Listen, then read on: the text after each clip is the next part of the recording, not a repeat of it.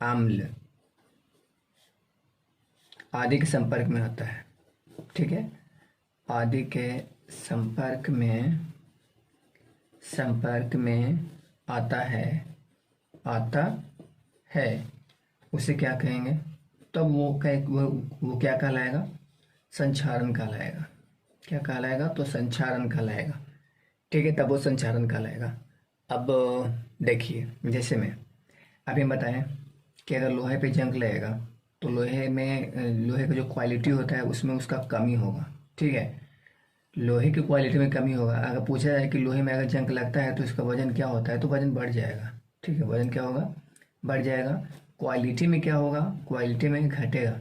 जितना है, अगर आप लोहे में अगर जंग लगा हुआ है और जंग को आप हटा देते हैं तो जो लोहा है वो उसका वजन काफ़ी कमा हुआ रहेगा।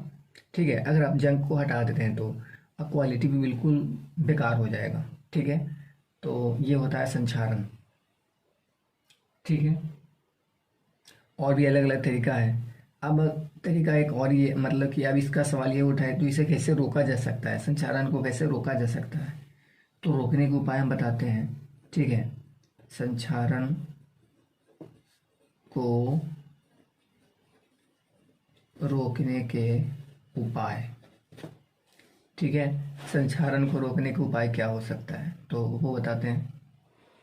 देखिए, संक्षारण को रोकने के उपाय क्या हो सकता है कि पहला पॉइंट बताते हैं। ठीक है,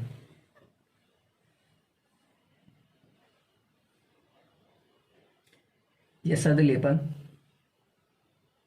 ठीक है, यशद लेपन, विद्युत लेपन,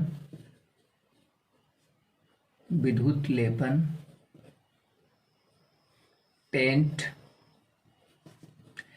इतना तरीका से, अलग अलग तरीका से करके, जैसे कि कोई अगर धातु है उस पर कलर कर दिया, पेंट कर दिया जाए, उस पर पेंट कर दिया जाए तो वो हवा के संपर्क में, आर्द्रता के संपर्क में, अम्ल के संपर्क में नहीं आ पाएगा। धातु इन सब के संपर्क में नहीं आ पाएगा। ठीक है, अगर संपर्क में ना आए तो उसमें जंग लगने वाली प्रक्रिया नहीं होगी। ठीक है, तो ये ध्यान रखना है। तो इसके यानी ये सब प्रक्रिया को अपनाकर संक्षारण को क्या किया जा सकता है? रोका जा सकता है। ठीक है, ये यहाँ तक संक्षारण का समय आ गया होगा, टॉपिक समझ में आ गया होगा। फिर से रिप्ले कर देते हैं, संक्षारण में क्या होता है।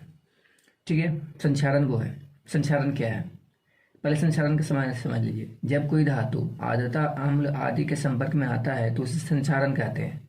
ठीक है, संक्षारण में होता क्या है? तो संक्षारण में किसी भी धातु जो हुई है, अगर उसमें संक्षारण की प्रक्रिया होना चालू हो गया है तो उसका जो क्वालिटी है वो बहुत बेकार होता जाएगा। संक्षारण होने से क्वालिटी क्या होगा? बेकार होगा। अब जैसे लोहा में संक्षारण हो रहा है यानी जंग लग रहा है, अगर लोहा में जंग लग गया तो मतलब कि लोहे में संक्षारण होगा यानी उसकी क्वालिटी में कमी आएगा, घटेगा। ठीक है, वजन उसका बढ़ेगा क्योंकि जंग जो और भी आर्द्रता और संपर्क में उसमें आ रहा है, अम्ल वगैरह, तो वो सब भी जाकर उसमें जुड़ रहा है, लोहे में जाकर जुड़ रहा है, तो उसका वजन तो बढ़ जाएगा लेकिन क्वालिटी उसका धीरे धीरे, अगर आप जंग को हटा दीजिएगा लोहा से तो क्वालिटी आपको पता चलेगा कि जैसे पहले जैसा लोहा था अब वो ऐसा नहीं है। ठीक है, तो ये प्रक्रिया है। तो संक्षारण के समय में आ गया।